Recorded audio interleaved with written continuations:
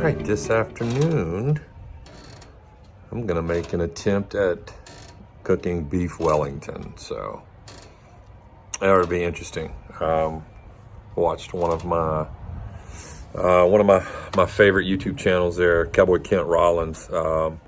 He's pretty awesome, pretty funny guy, and one awesome cook. He did a little segment where he did a beef Wellington in a basically like an individual beef Wellington. So it was a filet mignon with the mushroom paste, basically, surrounding it, and then put it into, he actually used some Walt biscuits, some pre-made Pillsbury biscuits. We're going to use a puff pastry for it instead. So anyway, hang in there and let's see if we can pull this off. All right, so about to start my beef Wellington. And usual, I like to use Worcestershire sauce, light coating. And I'm going to use some of this Cattleman's Ranch seasoning. Get that at Oak Point. It's pretty good stuff. Let's give it a little extra flavor. I'm going to hit that. And roll it over and hit the other side. There we go.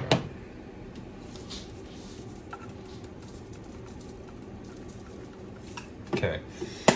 Yeah, I just kind of want to get all of this. There we go. Outstanding.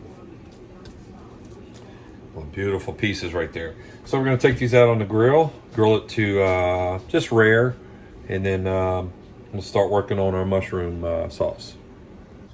All right, got my grill up to about 450. Got it nice and hot.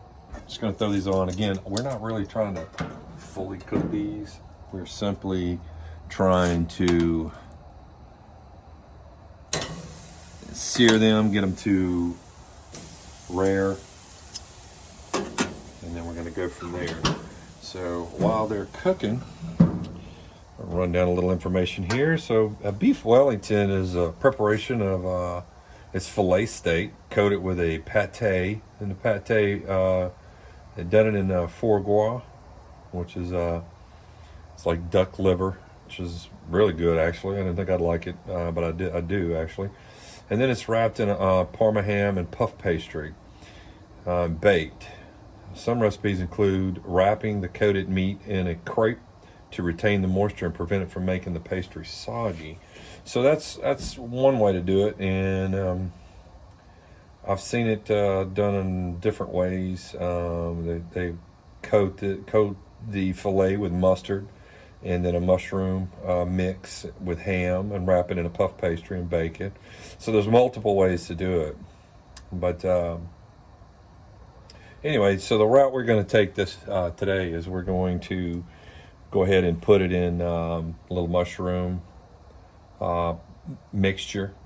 Gonna kind of make it thick and coat the meat with that, and then put it in our puff pastry and bake from there.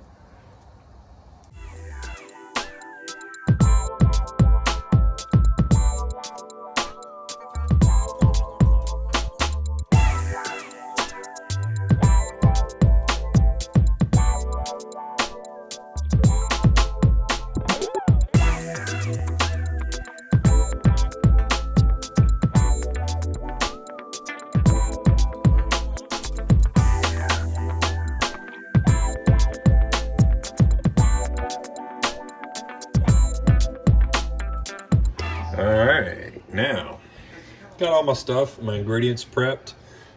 This right here is a combination of some shiitake, oyster, and baby bella mushrooms. And over here I've got a pretty good sized shallot chopped up, and about 3 decent sized cloves of garlic right there. I'm heating up some olive oil, and I've got my heavy whipping cream standing by, and I'm gonna use a little salt and pepper to mix in there. So, all right, go ahead and toss in some of these. Gonna keep some of these back. I'm gonna add that into some risotto that Shanna's gonna make up. So, get to stirring this.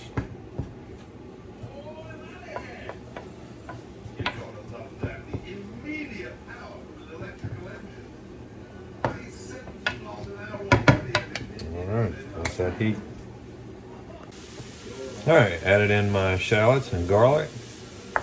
Sweat them down. Once I get that all nice and translucent, I'll add in my heavy whipping cream.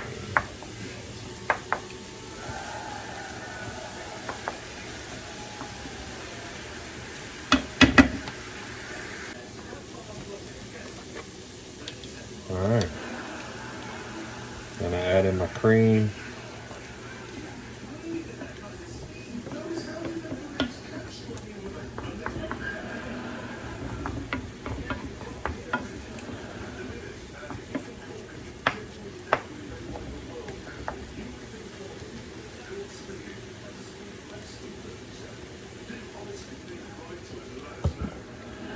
All right.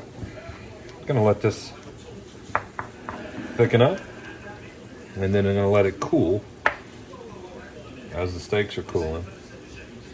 And then we'll we'll coat our steaks in it, and then we'll add it into our pastry. All right, we're gonna try to bring this up around this.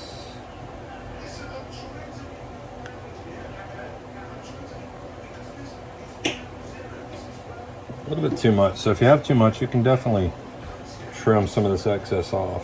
There we go. Flip that over. Flip that up.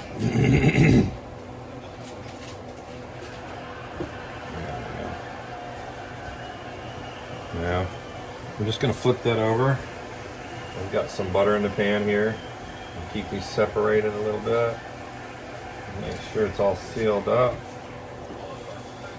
And if you want, you can put some little pieces on here to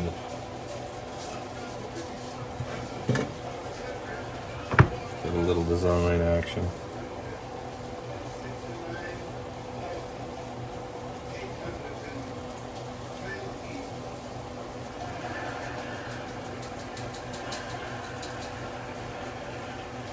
All right, and we're gonna put it in the oven for about 30 minutes on 425 and go from there.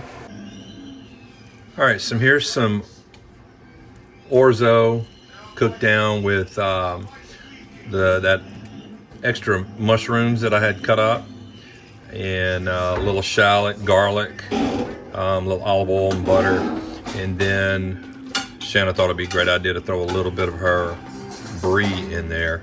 So we've got a little bit of brie to give it some, a little bit more creaminess, definitely a lot more rich, delicious tastes.